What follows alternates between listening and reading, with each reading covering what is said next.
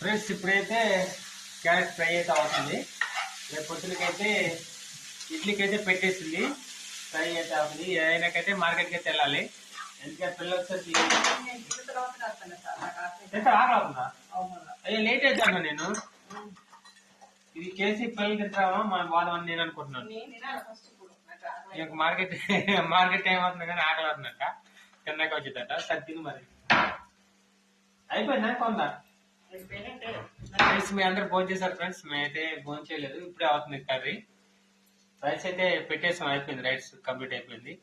Curry అయితే చేస్తుంది, కారం వేసింది. ఉప్పు వేసావా?